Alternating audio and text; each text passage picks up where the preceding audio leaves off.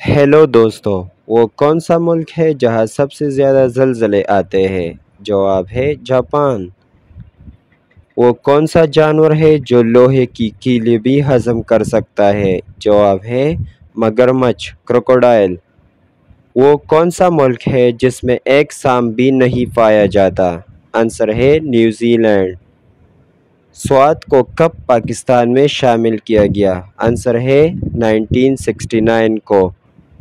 Islamia college Peshawar कब वजूद में आया? जवाब है 1913 को।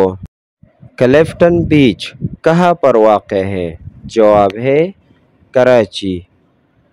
पाकिस्तान में पहले आम इंतखाबात कब हुए?